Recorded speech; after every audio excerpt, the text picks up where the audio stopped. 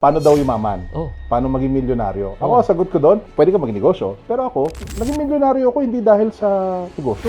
Naging milyonaryo ako kasi naging magaling ako empleyado. Kung ako I was in my 20s, I'll be the best marketing manager the world has ever seen. And So, nag-empleyado ka muna, nag-ipon ka, pagkatapos nag-ipon, yan ang structure mo, di ba? yeah, and it works. Never mix personal and business funds. Hindi maraming negosyante hindi gets yan.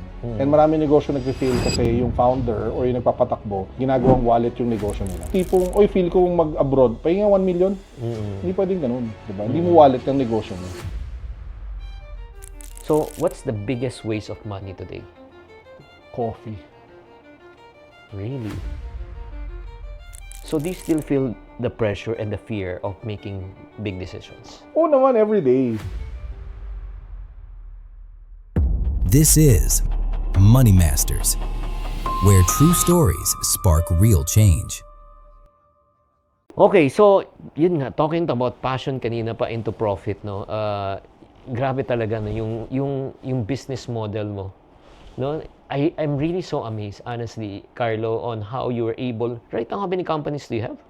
5 yata. 5. So how are you able to manage all of the companies, di ba, all at the same time? Okay. Yan maganda sagot dyan. If there's one thing that I learned really well is building teams. Yan, natututunan mo lang yan sa corporate.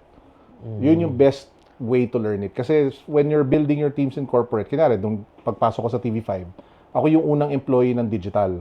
Ang sabi lang sa akin, magtayo ka ng digital team. Oo, sige. Di bahala ako sa buhay ko. Ako yung nag-isip ng plantilla. Ako yung nag-isip ng, ako yung nag-interview ng sandamakmak na tao. Tapos you learn how to spot good talent. Di ba? Tapos when I was in advertising, ganun din sabi nila sa akin, o ikaw head ng ahensya, o ikaw magbuo ng team from ground up, eh wala naman manual kung paano magbuo ng digital agency, 'di ba? Sige, mag-invento ko. 'Di ba? So it's really learning to pick people that are really good and that are really competent. So for example, sa mga businesses that I have, si UCN, which is the biggest business, shout out kay Leah, the one handling it. She's been with me since 2015, 2016. Wow. And yung husband naman niya, si Jamie, siya naman yung head ng video namin sa Unbox, been with me since 2016. John, who's been with me for Unbox, has been there since 2013. Yeah. So a lot of the people that I have in my team are really good people that I was able to pick. And I'm very lucky and fortunate that they trusted me in the vision that I had. Yeah. So ang pangarap ko nga, and lagi ko naman ito sinasabi, ang pangarap ko one day, I can sell the business, tas lahat sila, pwede ko suklian for being with me for so long. So, whether you like it or not, syempre naman, lahat tayo may sarili-sariling mga dreams and pangarap. So, how do you keep these people? How do you incentivize these people? Isang malaking problema ng entrepreneur yan eh. Napapirate yung mga iba, umaalis yung iba, nagtatayo ng sarili, nagiging competition pa. How do you keep them loyal to your vision? Kami, may alignment kami on values. And kilala nila ako for the longest time. So, parang ever since 2012, work from home na kami. So, they like that, the fact that they can work from home, that they have the freedom to work wherever they work, di ba? Tapos may perks din naman ng pagiging media company. They get to travel the world. That used to be me. I'd go to, pag may lunch si Samsung sa US, ako lilipad. Pag may lunch sa Germany, sa bagong event, ako pupunta. Yeah. Pag may Mobile World Congress dati, ako lilipad. Ngayon, sila na lang lumilipad. O di sila yung masaya, di ba? But more than that, I think it's yung collective passion namin for the industry that we're in. And at the same time, kumbaga alam nila kung ano yung plans ko. And alam nila for a fact that I have them in mind. And that I'm working towards something for everyone. Kasi nagkatotoo naman eh. Nung sinabi kong I will retire by 40, I retired before I became 40. Tapos sabi ko, I'll run my own business. So, ganyan ginagawa ko ngayon. Tapos meron kami na pag-usapan na plano ko na long term that really involves them.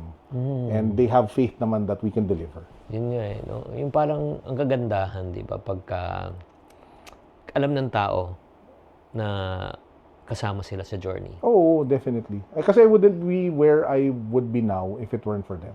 Wow. So, kailangan suklian yun. Hindi pwedeng hindi suklian yun. Oo. So, what step naman, one, for someone who wants to, yun nga, talk to those people na probably meron silang passion pero hindi nila calling. O may mga iba naman, may gifting pero hindi nila passion. Paano ibabalanse yun? Well, for one, yung pinaka-importante is you have to figure out, are you on survival mode or are you in your building mode? Sige. Kasi pag survival, wala kang choice. Oo. Kung ano man yung nagpapasweldo sa'yo, tiisin mo yan. Kasi, ano gagawin mo? Diba? Saka kukuha ng pambayad ng mga kung ano. Hindi pwede eh. Totoo. Wala di kang ba? choice. Wala kang May, choice. may kasabihan nga, di ba? Beggars cannot be... Oh, choosers, Oo. di ba? So, kung nasa survival mode ka pa, you need to get to a point where you can be on your building era. And to get to your Okay. building era, you need to learn siguro either better skills that are more high-paying, di ba? Or sabihin natin, you get to set yourself up for a better career opportunity. So ako, back then, nung simula, di ba, marketing ako. Pagkatapos ko matututo ng marketing, na-realize ko na yung pera nasa digital marketing. So doon ako nag-focus, doon ako nag-specialize. I took up courses, I read a lot of books. Swerte nga sila ngayon. ChatGPT na lang. Oo. Lahat ng kailangan mo Hindi mo malaman. na magre-research. Oo, dati, ako bibili pa ako libro sa National Bookstore, nag-highlighter pa ako. Yung mga libro ko sa bahay, lahat may notes. As in talagang sinusulatan ko pa yung mga librong binabasa ko. Ngayon, chat GPT nyo na lang, nandyan na lahat ng bagay na kailangan ninyo eh.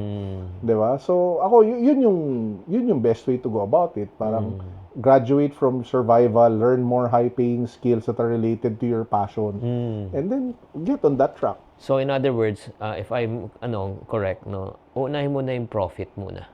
Profit first, then passion will follow. Oh, so nag-attend ako sa mentorship program ni Steve. Yung Steve C. Ano yung sinabi niya, parang 4 P's ba yun? 5 P's? Basta ano yung mga importante sa negosyo. Yung number 1 daw is profit. Number 2 is purpose. Tapos napaisip nga ako dun, una ang profit, parang napakamukhang pera naman nun. Tapos ang ganda na sagot niya, paano mo gagawin yung purpose mo kung wala kang pera? Totoo. May point ka doon. Diba? Totoo yun eh. So, importante talaga na it's really a business and it's not a hobby. Hobby, yeah. Oo. So kasi pag may pera ka na, may resources ka na, you can do already, you can experiment eh, di ba? Yeah. And you can do more things. You can afford to make experiments, di ba? Yeah. You can afford to lose money on experiments. So, for example, meron kami ngayon. So, di ba, lakas mo magbenta sa TikTok. So, na-inspire kami doon. Pero nag-isip ako, ano yung produkto na gusto kong ibenta na ginagamit ko talaga. Ano? So, pawisin ako. Ang paborito ko, binibili ko palagi sa Japan, cooling wipes. Oo. Paborito ko talaga yon. Galing, So, galing inisip yun. ko, gagawa na lang ako ng sarili kong cooling wipes. So, punta kami in China, naghanap kami ng supplier, gumawa kami ng mga several formulas. Tapos ngayon, meron na kami parating first batch namin Wow. in May. So, we're going to try to build a new brand. Pangalan niya Sigma. Yun yung pangalan ng brand. It's a range of cooling products. Either cooling spray or cooling wipes. Kasi gagamitin ko talaga. And gamit ko talaga siya. So, yun yung itatry namin. So abangan nyo na, nyo na lang. Yun nga ako parati ko sinasabi, no, yung parang may kasabihan yung sinasabi ng ibang tao, experience is the best teacher. Pero ako, ang philosophy ko, learning from other people's mistakes Ay, masama yan. and experiences is the best teacher. Kasi Correct. yung committing your own mistake is costly and deadly di ba? At saka hindi lang pera nawawala, hindi lang oras, hindi lang energy, pati confidence Malaking tama Ba't yan hindi matuto Pilipino dyan? Bakit? Palagi na sila bumoboto ng mga hindi dapat na bumoboto. Pwede ba matuto na kayo? Ikaw, 2028, bumoto ka na maayos ha. Ay, grabe. So, Yun nga, what's the most expensive mistake that you made in your business? Hindi na personal, hindi na professionally, hindi na pera.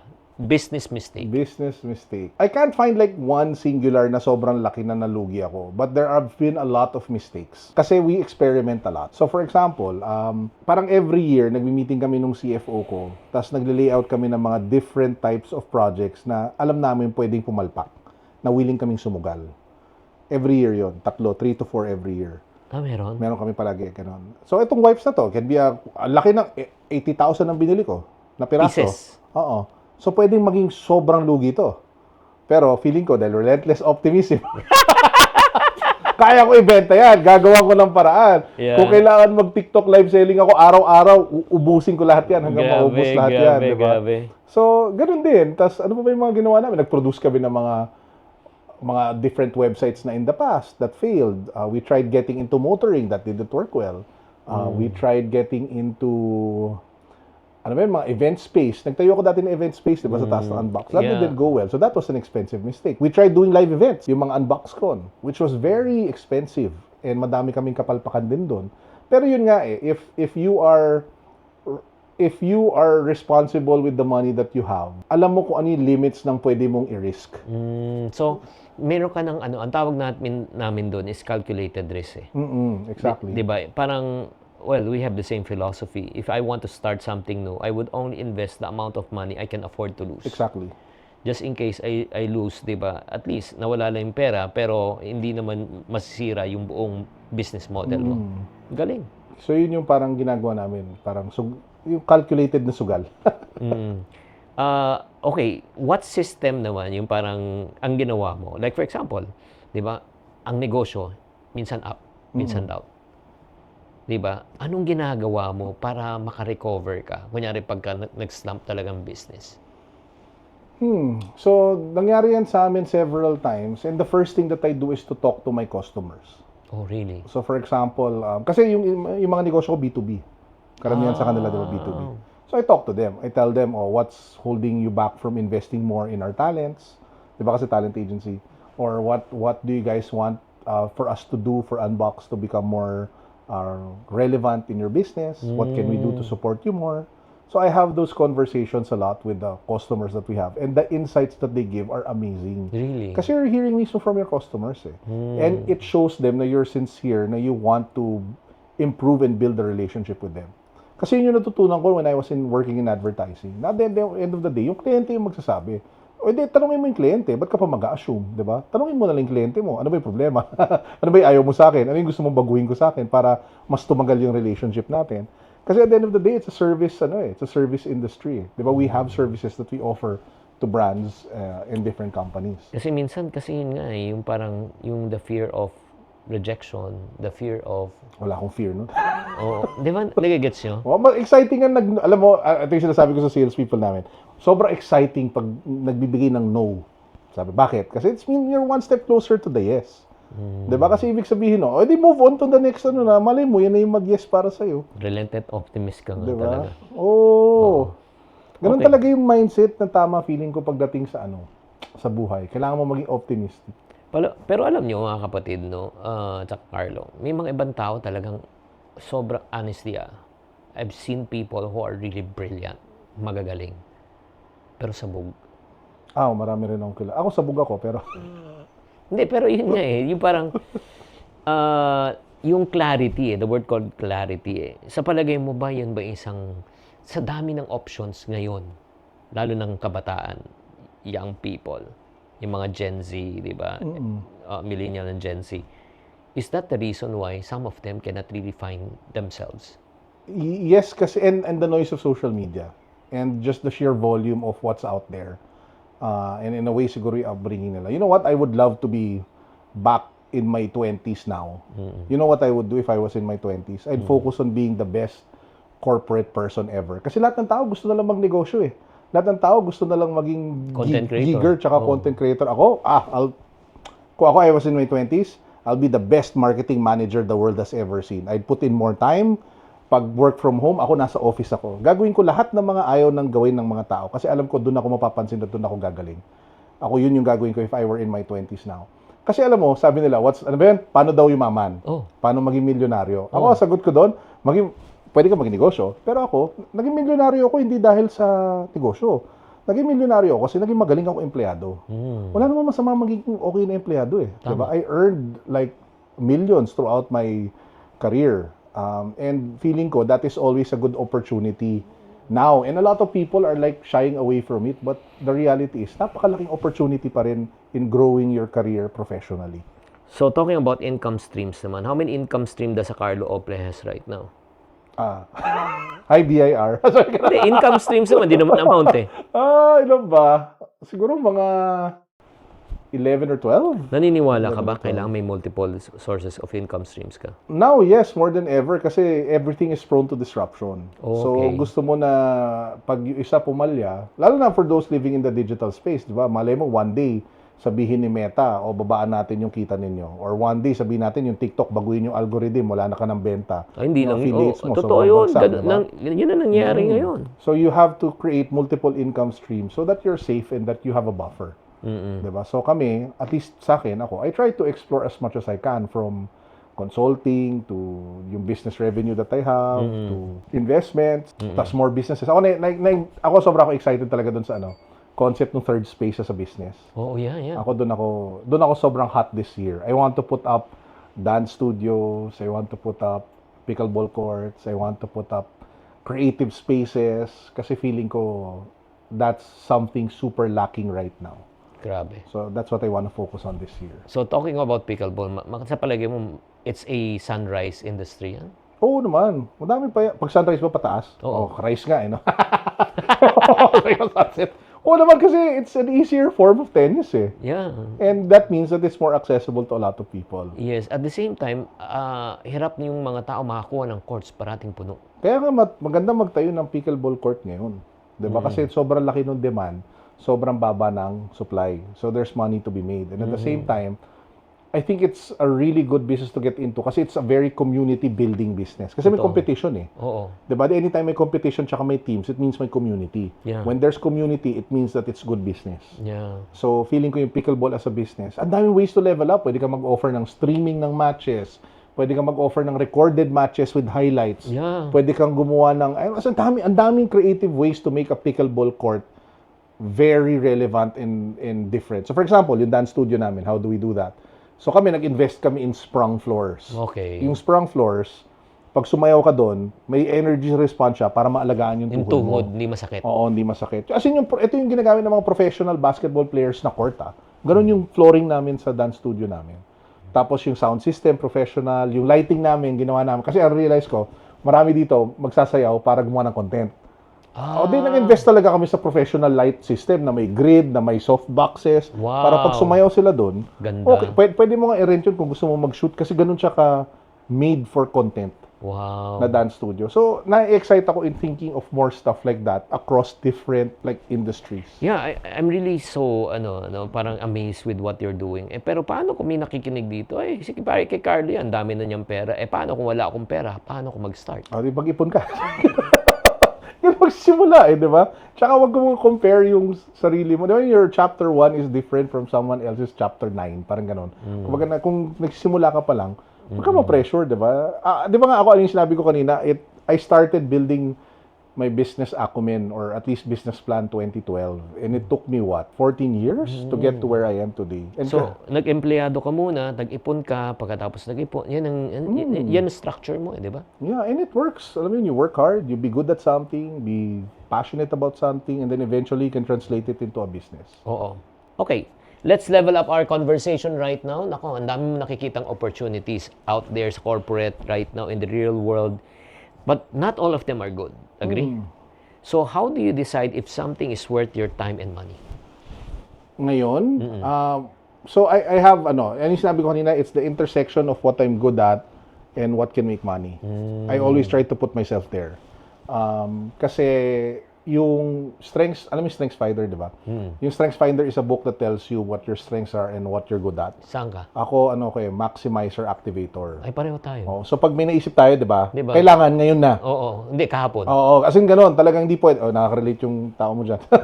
Kailangan pag may naisip tayo, execute na kagad. Tama. So, yung problema nun, pag nag-execute ka sa mga bagay na hindi naman pala dapat executan, parang nagsasayang ka lang ng oras at energy. Tama. So, ang na-realize ko through the years is that if it's yun nga, the intersection of what you're good at and what you love, what you're good at, what you love, and if it can make money, yun yung always masarap i-apply yung sarili mo as a maximizer and activator. Yeah. So, yun lang. I always ask myself, mahal ko ba to? Gusto ko ba to? Magaling ba ako dito? Pwede ko ba to pagkakitaan? If yes, give na. Wow. Yung Galing! palaging ganon. Mahal ko ba to? Magaling ba ako dito? At pwede ko ba Pwede ka pagkakitaan? kumita. O ngayon, ikaw tanungin ko, nakikinig. Mahal mo bang ginagawa mo? Magaling ka ba?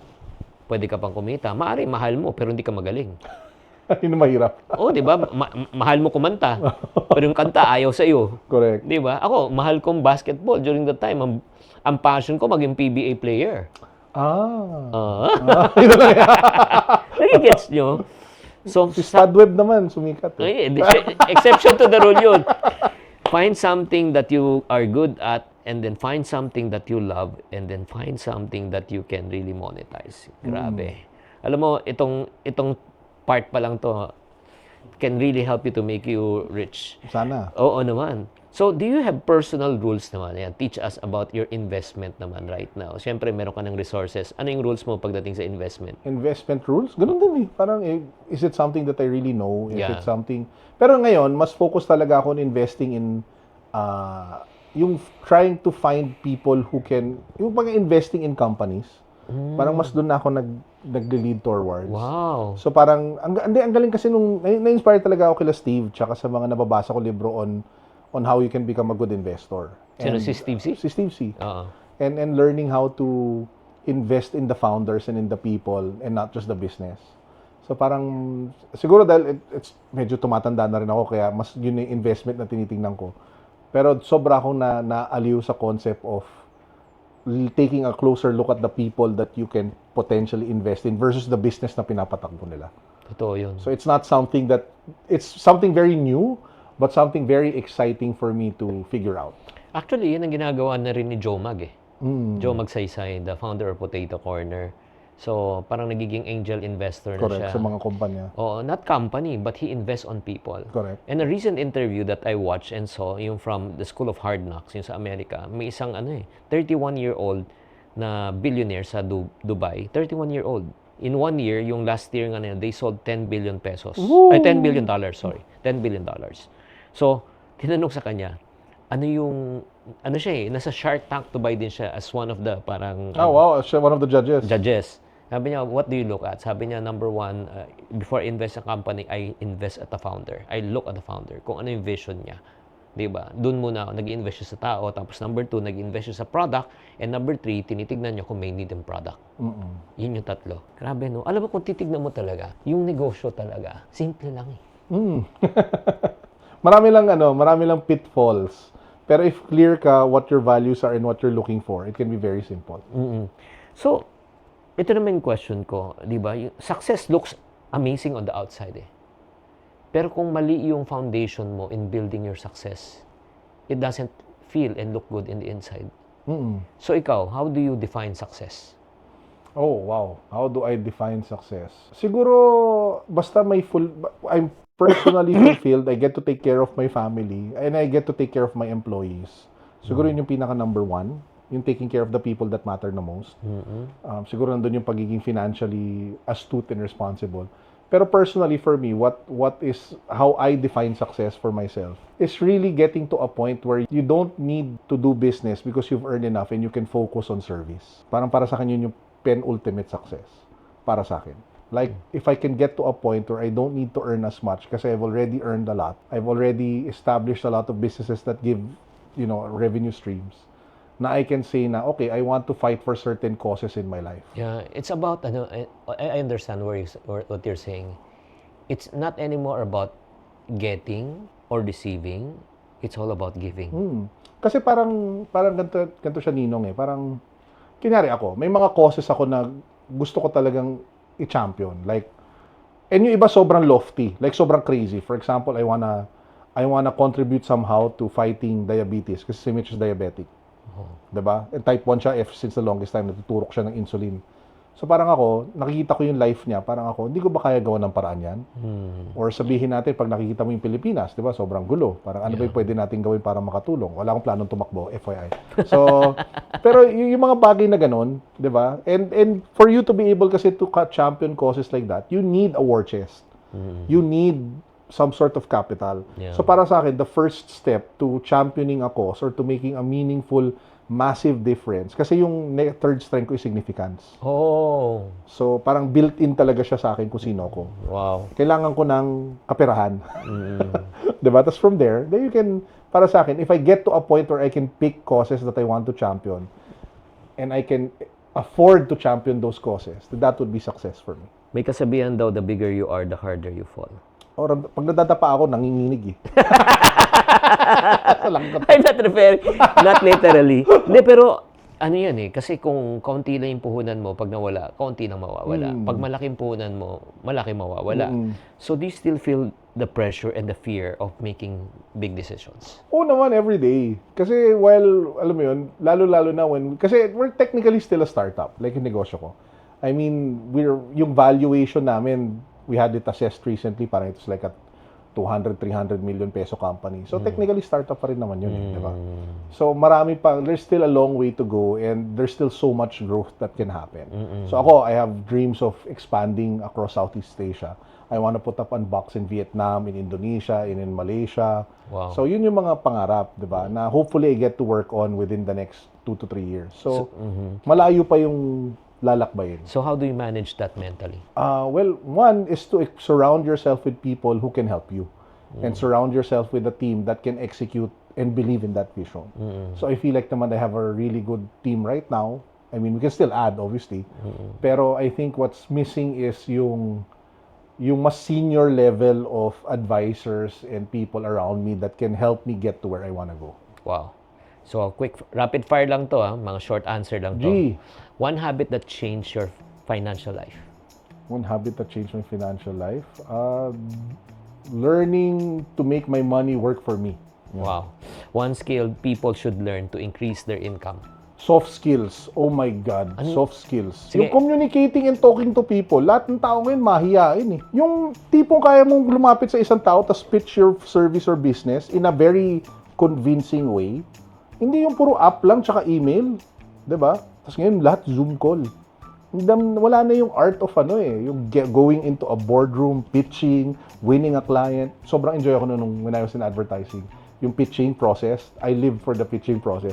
Hate na hate ko yung mangyayari after we win. Kasi kailangan mo na alagaan yung client. Pero you learn and then you adjust the pitches afterwards. Parang, saan ba ako nagkamali? Sa pagbasa dun sa client, mali ba yung actual idea? Did we not understand the brief properly? So kasama yun sa pagiging better at So, what's the biggest waste of money today? coffee. Really? Ang daming mahal na kape ngayon eh. Hindi kasi dati, di ba yung kape mura lang naman? Na-try mo na bumili ng kape ngayon? 200. Oo, di ba ang wild? Ako na-wildan ako dun sorry parang 200 pesos. Minsan nga 260, 270 para sa kape. Yeah, so... Sanay kasi ako sa bahay, nagtitimpla lang. So, daming bata ngayon, kung gumastos sa kape, nakakadalawa daw sila sa isang araw. Wow. Pwede 500 na yun, parang... yung 500 na yun, times 30, magkano yun? 15 a month. Oh, so 15 na yun. 12 months, Sabi mo, 180 a year. Oh, yun yung panegosyo mo, tapos na. Labang ka na. Okay. Di ba, 180, pwede mo na i-flip yun into anything eh. Oo naman, pwede reinvest yun. Oo. So, Carlo, if someone is watching us right now, they feel stuck, they feel behind. Diba? Yung parang, wala nang nangyari sa career ko, tagal-tagal ko na sa employment, di ako makalabas. Ano yung first move na kailangan nilang gawin this week? Walang nangyayari at matagal na silang stuck. Ay, parang yan yung naramdaman ko dati. One, you have to take a look at ano ba talaga yung gusto mong puntahan in life. Kasi you will feel stuck only because you don't know where it is that you want to go in the first place. But if you know where you want to go, then you know how to navigate it, diba? So you have to sit down and reflect. Ano ba yung mga gusto mong puntahan sa buhay? Ano ba yung career na gusto mong puntahan? Ano ba yung buhay na gusto mong makuha? Tapos from there, you slowly start to align where you are to where it is that you want to go. So for example, gusto mong maging negosyante, tapos yung trabaho mo, hindi naman ganun kalaki yung kita, tapos hindi naman makakatulong yung trabaho mo sa skills needed to become an entrepreneur. Di ba you might want to shift? Yeah. Kung gusto mo maging successful businessman, matuto ka mag-sales. Number one skill para sa akin sa kahit anong negosyo is for someone to be able to sell whatever it is that they need to sell. Wow. Para sa akin, that's the number one skill. Kaya ako feeling ko, yun yung marketing tsaka sales talaga yung pinaka-core of who I am. Wow. So, kung ang trabaho mo, walang kinalaman ng marketing at sales, tapos gusto mo magnegosyo, di ba ka medyo delix, di ba? Baka hindi yan yung tamang path for you. Tapos at the same time, you have to take a look at kung ano ba talaga yung long-term aspirations mo in life. So, ako, 2012, di ba sabi ko, I wanted to stop being in corporate. So, yun yung North Star ko for 10 years. Is to get there. Kasi without goals, talaga you get lost. But if you have clear goals on where you want to go and what you want to accomplish, then the path starts to take shape and gets illuminated. And in a very, let's go this me more on the faith side. If you know kasi where you wanna go, you get to ask God where it is. Yeah. Diba? And Lord, bigay mo sa akin. And pag hingin mo, and you have faith, and most of the time naman, He'll honor it if it's for you. Diba? So, ang lakas na combination nun, yung kamay ng Diyos, ginagabayan ka, tapos gumagalaw. At the same time, you putting in the work. Feeling ko those things combined will get you to where you wanna go. Grabe. Sobrang galing nito. Alam mo, Ito lang nung pinakinggan ko, nagpo-formulate sa utak ko First ang sinasabi niya is, what do you want in life? Napakahalaga niyan. Ano ba talagang gusto mo? Kung bakit ka stuck, baka hindi mo alam ang gusto mo. Bakit? Pag hindi mo alam ang gusto mo, even if the opportunity is right in front of Hindi you, mo makikita. Hindi mo makikita yan, di ba?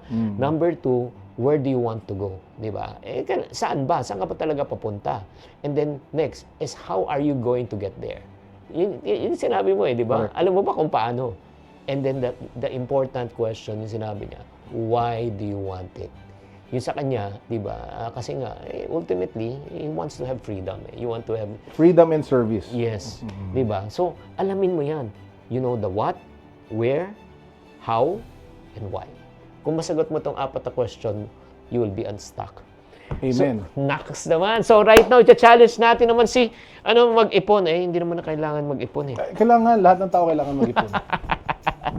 Alam mo na itong ipon challenge? Yes, oo. Start tayo ng 20 pesos. Si Shaydan, dalagay Maria, perang papel dito. Pag nabuo mo, may 60,000 ka. Ayun, pwede na pan-negosyo yan. Oo. Ay, actually, alam mo itong, gusto mo malaman ng story behind the box? Which one? Paano yung kwento dyan? Oo. May pinadala sa akin kasi si TikTok na isang black box. The same. Yung parang, yung kit nila, nung binuksan ko, nandun yung ballpen, nandun yung Nung nakita ko, sinabi ko, pwede itong maging... Ipon box. Oo, mag-ipon. Tapos, lalagyan ng... Yun yung parang na-envision ko. Ay, nagkatotoo. In how many days? In 7 days. Nabuo to at kagad. Activator, maximizer. Alam mo how many boxes na ang bumili? Ilan na? Over 1 million. Wow, talaga? Yes. Over 1 million people have bought this? Yes. Grabe, crazy. Di ba? Parang, di ba, it's a simple idea. Oo. Mabenta pala to. Abangan ninyo ang Carlo Ople Ipon Challenge na joke. Tapos next, syempre, ang tanong, I want to gamify yung pag-iipon. May cards din ako. Ito na tinatawag na Ipon Challenge card. Pick one. Dito tayo sa gitna. Yan. Basa. 5-6 utang challenge. May ka pa bang utang? Pwes, mag-ipon ka na para hindi ka na manghiram. Maghulog ng 5-6 sa inyong ipon box. Yeah, 56 pesos. So, every day, just pick one card and then after that, kung ano yung challenge, Kailangan mong gawin. oo, yan. Para kay Carlo yan. Siyempre, yung buong set ng books, and then plus yung latest na book ko na... Ito maganda to Sell your items challenge. Ginagawa ko yan sa bahay Minsan nakakaupo ka sa, yung akala mong basura, pera yun. Oo, 3,000, 5,000. Pwede pang kapital sa negosyo yun. Yeah. Ito naman, yung entire set ng book, at siyempre, ito yung pinaka-latest book. I'm sure you will love this. 10 utos para ang pera ay di maubos. Like for example, marami na siyang dito, parang checklist na siya. Yung parang personal experience ko. Like for example, ito, magbasa ka dito. Start from here. Never stop something. Basa ka muna. Mga 10 utos sa pagsimula ng negosyo checklist. Never start something you don't understand. Never borrow. Tama nga. Ganda to.